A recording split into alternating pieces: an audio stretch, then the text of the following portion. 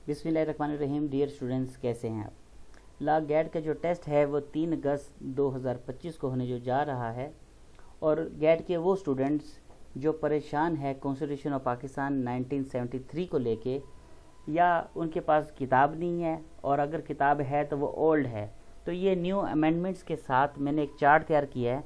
ये गैट के तलबा के लिए इंतहाई फ्रूटफुल साबित हो सकता है अगर आप इसको आधे घंटा इसको तरीके से देख लें। तो सबसे पहले इसमें बताया गया है द कॉन्स्टिट्यूशन ऑफ पाकिस्तान जो अडॉप्ट की गई है वो 12 अप्रैल 1973 है। इसी तरह आर्टिकल 1 में जो मोस्ट इम्पॉर्टेंट एमसीक्यूज बनाए जा सकते हैं उसको मैंने बोल्ड कर दिया है, ये ज़रा आप देख लेंगे। इसमें जो मोस्ट रिपीटेड क्वेश्चन है ना वो है federal republic to be known, तो आप इसको ज़रा ज़रूर देखेंगे। अब मैं इसको स्क्रॉल ऑन करता हूँ, आप ज़रा देखिएगा।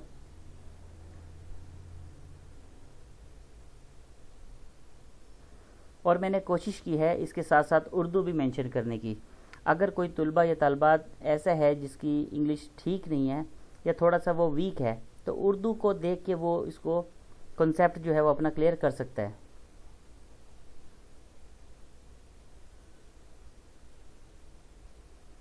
अभी जो आर्टिकल 4 है ये नहायत इम्पॉर्टेंट है, क्योंकि इसमें जो अक्सर एमसीक्यूज पूछा जाता है वो है अकॉर्डेंस विद लॉ, तो इसको ज़रा आप ज़रूर देखेंगे।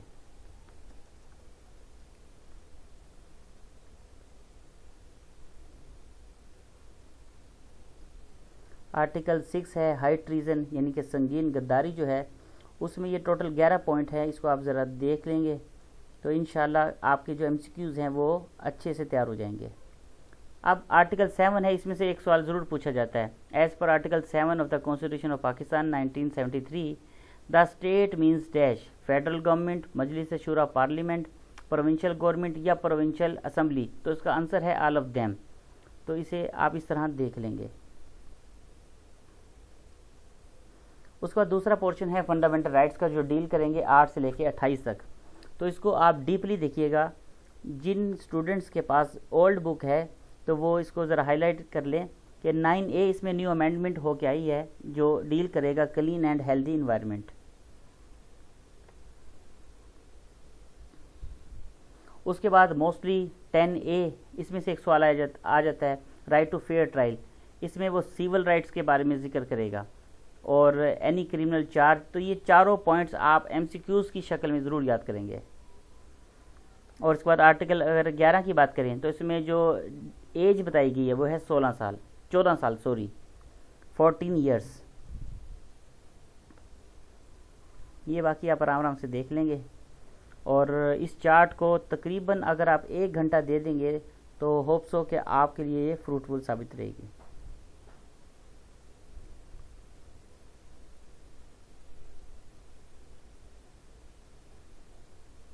ये बड़ी मेहनत के साथ बनाया गया है और उन तलबा के लिए जो घर बैठ के स्टडी कर रहे हैं, जो फ़ीस वगैरह अफोर्ड नहीं करते या किसी वजह से कोचिंग बाहर से नहीं ले रहे हैं, तो ये उनके लिए फ्रूटफुल है।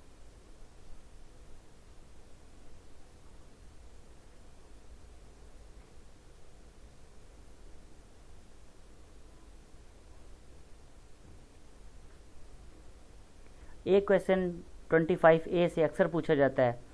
इसकी जो एज लिमिट है कि ये जो कंपलसरी एजुकेशन है वो कितने साल के लिए है? 5 से 16 साल के लिए।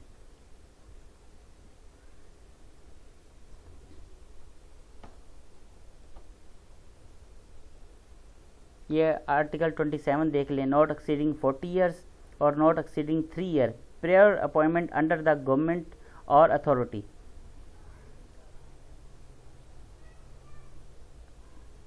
तीसरा पोर्शन है प्रिंसिपल ऑफ पॉलिसी, रियासत किन असूलों की बुनियाद पर चलाई जाएगी, वो तमाम बेसिक प्रिंसिपल इसमें मेंशन कर दिए गए हैं, इसको भी आप देख लेंगे। इसके साथ साथ मैंने कोशिश किया उर्दू लिख दी है ताकि आपके लिए ये फ्रूटफुल रहे। और अगर इस वीडियो को आप न्यू देख रहे हैं तो काइंडली सब्सक्राइब और लाइक ज़रूर करिएगा। ये बड़ी मेहनत के साथ आपके लिए बनाई गई है, तो एक सब्सक्राइब तो आप आराम से कर सकते हैं अगर आप चाहते हैं कि इस तरह की आपके लिए वीडियो आपके पेज पे शो होती रहे।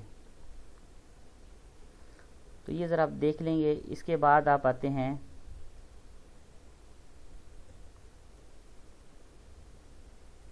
अब है 50 से लेके 89 तक। ये नहायत अहम पोर्शन है, इसको आप ज़रूर देखिएगा। नेशनल असम्बली की सीट्स हैं 336 और सेनेट की है 96। इसी तरह इसमें 2 हाउस है, लोअर हाउस और अपर हाउस। ये ज़रा देख लेंगे, ये सीट्स एलोकेशन कर दी गई है, ये देख लेंगे।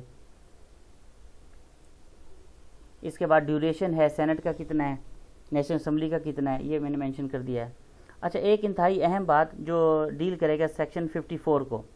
अब ये आर्टिकल जो 54 है ना, इसमें 2 चीज़ें आपको कंफ्यूज कर रही होंगी कि एक 120 दिन है और दूसरे में है 130 दिन। तो ये हमें कैसे पता चलेगा कि किस MCQs में 120 ठीक होगा और किस MCQs में ये 130 होगा? तो याद रखना, जब भी ये पूछेगा एज पर आर्टिकल 54 की 2, तो अगर लफ्ज़ लिखा है ना नॉट मोर देन, तो आप आंखें बंद करके 120 डेज़ को ये आप क्लिक कर देंगे, ये इसका सही आंसर है। और अगर वर्किंग डेज इसके साथ लिखा होगा तो 100% 130 दिन को आप टिक करेंगे। तो ये आप थोड़ा सा एक हिंट रख लें याद रखने के लिए, ताकि आपको पता चल सके कि कहाँ 120 दिन आएंगे और कहाँ पर 130 दिन। ये आगे वोटिंग सिस्टम है, ये देख लेंगे आप। At least 1/4 of such members is present. उसके बाद 58 है, इसमें पूछा जाता है कि अगर जो नेशनल असम्बली इसको डिसॉल्व किया जाएगा तो कितना टाइम होगा, तो इसमें 48 आवर्स का जिक्र है, ये देख लेंगे आप। इसको तसल्ली से देखिएगा, वीडियो को डाउनलोड करें और इसको 1 से 2 दफ़ा देखें, तो इंशाल्लाह ये आपके लिए इंतहाई फ्रूटफुल होगी। अब इसके बाद अगर आपके पास जो भी कोई बुक है MCQs की, तो अब अगर याद करेंगे तो आपको आसानी से MCQs भी याद रह जाएंगे। और वो स्टूडेंट्स जो बिल्कुल फ्रेश हैं और इस वीडियो को देख रहे हैं, याद रहे कि खाली MCQs को रट्टा लगाना काफ़ी नहीं है। बेहतर है कि आप बुक परचेज़ करें, इसको पढ़ें अच्छे से, और अगर किसी वजह से बुक नहीं है तो इसको कम से कम इस चार्ट को ज़रूर देखें। वैसे बेहतर तो ये है कि आपके पास किताब होनी चाहिए, ताकि आप उस बेयर एक्ट को देखें, उसकी स्टेटमेंट को समझें और MCQs को फिर आप आसानी के साथ हल कर पाएंगे। उसके बाद ऑर्डिनेंस आ जाता है 89 के तहत, 120 दिन का होता है, ये आप देख लेंगे। उसके बाद है आखिरी पोर्शन, द जुडिकेटर, आर्टिकल 175 से लेकर 212B तक। ये देख लेंगे कि अदालतों का जो क़याम है और इख्तियार समात है वो किस तरह होता है। अच्छा, उसके बाद एक और सवाल है इंतहाई अहम है, जो अक्सर पूछा जाता है। ये अमेंडमेंट के साथ मैंने इसको चार्ट तैयार कर दिया है कि कितने मेंबर चाहिए एक सुप्रीम कोर्ट के जजेस की अपॉइंटमेंट के लिए।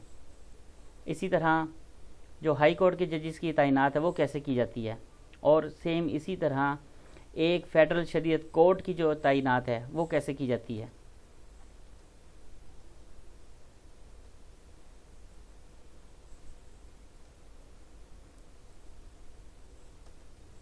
उसके बाद आप मोटी मोटी बातें याद रखें, एक स्केड्यूल को याद रखें कि इसमें जो ओथ है वो 3rd स्केड्यूल में है, और रिटायरिंग एज अगर आप बात करते हैं सुप्रीम कोर्ट के जजेस की तो 65 है, और अगर आप हाई कोर्ट के जजेस की बात करते हैं तो वो 62 है।